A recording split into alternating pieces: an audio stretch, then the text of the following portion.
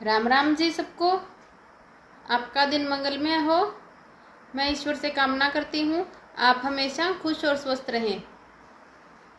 आज हम बात करेंगे ऐसे प्राणायाम के बारे में जो शरीर में यदि पित्त बढ़ा है तो उसे सही कर सके, कफ बढ़ा है तो उसे सही कर सके। ज़्यादा जोर आज पित्त का देंगे, वो कफ पे बाद में बात करेंगे। आज बात करते हैं पित्त के बारे में। जब शरीर में पित्त बढ़ा हो, गर्मी बढ़ी हो, तो ऐसे कौन से प्राणायाम कर सकते हैं जिनसे हमको राहत मिले। तो जी हाँ, ऐसे प्राणायाम हैं और जिनको साइंटिफिकली जो सिद्ध हो चुके हैं। जैसे पहले तो बोला जाता था कि एक तो ये बोला जाता भी है अभी आयुर्वेद के अंदर कि जैसे हमारा शरीर पंच तत्व से बना है उसी तरह ये तत्वों पे निर्भर है। जैसे चांद, सूरज, ये सब चीज़ें बहुत ज़्यादा हमारी बॉडी, जीवन सबके साथ अटैचमेंट है। इनका एक बहुत गहरा रिश्ता, जुड़ाव है कुछ चीज़ों का। और तो लोग यदि मानते नहीं थे तो ये साइंटिफिकली भी प्रूफ हो चुका है। वो चीज़ क्या है? चंद्र और जो सूरज की मैं बात कर रही हूँ। हमारा जो नाक है, इसमें जो राइट हैंड साइड से राइट नोज है वो है सूर्य का प्रतीक। सूर्य यानी कि गर्म, लेफ्ट साइड ठंडा, चंद्र का प्रतीक। तो इसी तरह से प्राणायाम जब हम अनुलोम विलोम करते हैं तो उसके अंदर सूर्य भेदी और चंद्र भेदी दो तरह से होता है। यदि कफ बढ़ा है तो सूर्य भेदी करना चाहिए, यानी कि राइट नाक से सांस लो, लेफ्ट से छोड़ो, राइट से लो, लेफ्ट से छोड़ो, राइट से लो, लेफ्ट से छोड़ो। ओनली यही प्रक्रिया करनी है, लेफ्ट से सांस नहीं लेना। यदि पित्त बढ़ा है, लेफ्ट से लो, राइट से छोड़ो, लेफ्ट से लो, राइट से छोड़ो। ब्लड प्रेशर के अंदर बहुत अच्छा काम करता है ये तुरंत। यदि ब्लड प्रेशर बढ़ा है, शीतली शीतकारी भी प्राणायाम हैं जो शरीर के पित्त को कंट्रोल करते हैं। ठंडे हैं, शरीर की गर्मी को शांत करते हैं, ब्लड प्रेशर को कंट्रोल करते हैं। शीतली शीतकारी एक में तो हमें जीभ को फोल्ड करके ठंडी सांस अंदर की ओर खींचनी है। दूसरे में दांतों को आपस में बंद करके ऐसे ठंडी सांस अंदर खींचनी है। तो ये दोनों प्राणायाम शरीर को ठंडक प्रदान करते हैं। जो पहले लोग तपस्या करते थे ना, कई दिन तक लगातार, तो वो ये करते थे। और जो लगातार यात्रा करते थे और कहीं पानी की यदि कमी हो, ना मिले, प्यास लगी हो, तो वो ये अपनाते थे जिससे उनको एक समय के लिए प्यास का भी कम एहसास होता था। कहीं ना कहीं प्यास कम हो जाती थी क्योंकि शरीर को ठंडक मिल जाती थी उसकी वजह से। तो ये ब्लड प्रेशर के मरीज कर सकते हैं, बहुत ही फायदा है। तेजाब के मरीज कर सकते हैं जिनको एसिडिटी बहुत ज़्यादा बनती है, शरीर में बहुत गर्मी बढ़ी हुई है इन दिनों में, जो घमौरियाँ हैं, रैशेस हैं जो मौसम की वजह से हो रहे हैं, उसमें भी बहुत अच्छा है। कहीं ना कहीं जो पीछे गर्मी थी वो अब नुकसान करती है। नुकसान कैसे? गौर करना।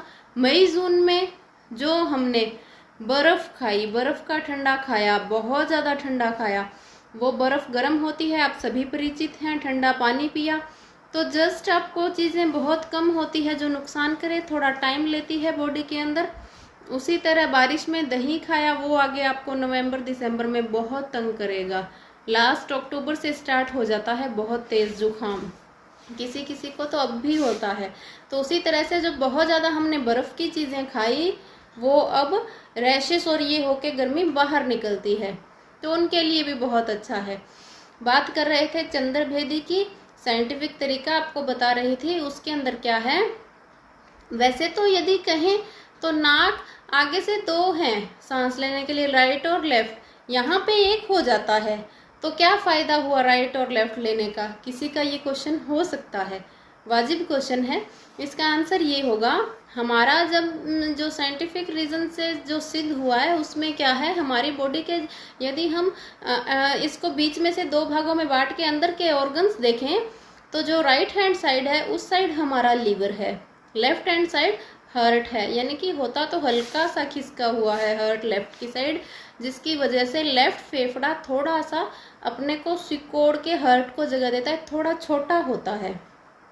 उसी वजह से जो लेफ्ट फेफड़ा छोटा होने के कारण 0.9 जो उसकी क्षमता कम हुई है या जो छोटा है, उसकी वजह से वो ठंडक का एहसास या कम सांस लेने की वजह से या छोटा होने की वजह से, शरीर की जो स्ट्रक्चर की वजह से, इसकी वजह से वो ठंडक या कम सांस वाला या छोटा जो आप समझे वो होता है।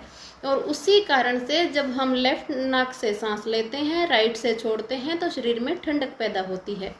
राइट से लेते हैं, लेफ्ट से छोड़ते हैं तो गर्मी पैदा होती है। जुकाम हो रहा है, गला दर्द कर रहा है, सबसे पहले मेथी दाना, लहसुन की कलियों को उबाल के गरारा करें, उज्जाई करें।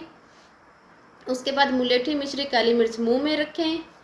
उसके बाद आप ये करें तो आपको कफ बहुत जल्दी शरीर से बाहर निकलेगा। आप लगभग 8-9 घंटे के अंदर बिल्कुल स्वस्थ हो सकते हैं। एक एक्यूप्रेशर का पॉइंट भी है। अंगूठा जो है ना, हाथ के दोनों अंगूठे, उनको कलाई की ओर दबाते हुए आना है। ये जो चीज़ है दोनों साइड से, और एक ये उभरा हुआ भाग, यदि आप इसको प्रेस करते हैं, ये एक्यूप्रेशर करते हैं, तो गला तुरंत आराम मिलता है। टॉन्सिल्स के लिए बहुत अच्छा एक्यूप्रेशर का पॉइंट है ये। तो बातों में बातें आगे के आगे, एक रोग के साथ कई रोगों के बारे में की जाती हैं। तो चंद्रभेदी के बारे में आपको जानकारी दी, इस तरह से करना है। इसका ये रीज़न है किन किन रोगों में लाभ करेगा। जो पित्त बढ़े हुए के रोग हैं, तेजाब है, एसिडिटी है, गर्मी लग रही है, और जो एक बोलते हैं ना कि ब्लड प्रेशर बढ़ता है, जिसकी वजह से शरीर में किसी किसी को तो ब्लड प्रेशर बढ़ता है, किसी को वैसे ही बहुत गर्मी महसूस होती है, शरीर में से एक सेक, एक बोलें तो ऊष्मा सी निकलती रहती है, उसमें भी बहुत लाभकारी है। तो इन सब चीज़ों में बहुत अच्छा है, आप कर सकते हैं। करने का तरीका आपको बताया। चांद और सूरज भी इनके साथ इसी तरह से अटैच हैं। अब देखिए, हम गौर नहीं करते, पहले के टाइम में जो यदि हम लेडीज़ और जेंट्स की बात करें तो लेडीज़ चांद का, चंद्र का प्रतीक है, पुरुष सूर्य का प्रतीक है। तो लेडीज़ को, वैसे तो सभी को इन चीज़ों का सेवन करना चाहिए, अपनी अपनी जगह अपनी रोशनी और इनकी ताकत होती है। जैसे सूर्य से विटामिन डी मिलता है, हमें बहुत अच्छी ताकत मिलती है, और धूप लेनी चाहिए यहाँ की। हालांकि आजकल लोग धूप में जाना पसंद नहीं करते। उसी तरह चांद की रोशनी भी बहुत ज़रूरी है। जैसे जैसे जनसंख्या बढ़ती गई, घर छोटे बंद होते गए और आधुनिकता बढ़ती गई, टीवी, लैपटॉप, फ़ोन तो सब अंदर रहने लगे, चांद की रोशनी नहीं ली जाती, तो कहीं ना कहीं पित्त बढ़ने का, दिमाग तेज न होने का, गुस्सा ज़्यादा आने का, इन सभी चीज़ों का कारण है। हमें ज़्यादा नहीं तो जो शुक्ल पक्ष है उसके अंदर हमें शाम को 2 घंटे तो ज़रूर से ज़रूर चांद की रोशनी लेनी चाहिए। मैं आपको बता दूं, जो पित्त तेज हो रहा है, गर्मी बढ़ रही है, लड़कियों की छोटी आयु में जो मेंसेस हो रहे हैं, कहीं ना कहीं कारण है जो चांद की रोशनी है वो नहीं लेना।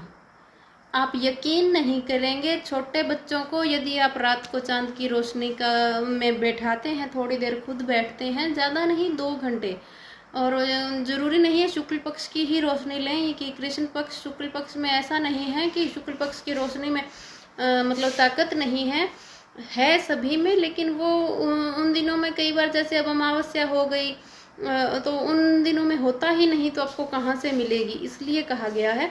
बाकी आप हर वक्त ले सकते हैं। तो आप देखेंगे जो हार्मोनल प्रॉब्लम है लोगों में, ज़्यादातर महिलाओं में, इसमें बहुत फ़ायदा मिलेगा। यदि किसी की छोटी बच्चियां हैं ना, 3-4 साल की, जितनी भी एज की, सभी से निवेदन है उनको ज़रूर चांद की रोशनी दें आप। कैसे भी दें बच्चे को। यदि मार्केट में आजकल बाज़ार में गए तो मच्छर बहुत है, तो मच्छरदानी लगा के आप थोड़ी देर बैठ सकते हैं, और नहीं तो घुमाई करें, कैसे ही करें, कम से कम 2-2.5 घंटे तो ज़रूर आनंद से चांद की रोशनी में बैठें। तो साथ में पॉजिटिव एनर्जी के साथ दिमाग में ये होना चाहिए कि जैसे जैसे चांद की रोशनी मेरे शरीर में पड़ रही है, ये अपनी ताकत दे रही है, हे ईश्वर मुझे इसे ग्रहण करने और शक्ति प्रदान करने लायक आप बनाएं। आपका बहुत बहुत शुक्रिया। मैं इसको, जो इस चीज़ को, उनको बच्चों में आप इस चीज़ को लाइए कि वो इस चीज़ को महसूस करें, पॉजिटिव एनर्जी को, उनको पॉजिटिव बातें, पॉजिटिव एनर्जी जो ये है, इनके बारे में थोड़ा जागरूक करें। होना चाहिए ऐसा, ठीक है। साथ बने रहें, शेयर और सब्सक्राइब करना ना भूलें। Thank you.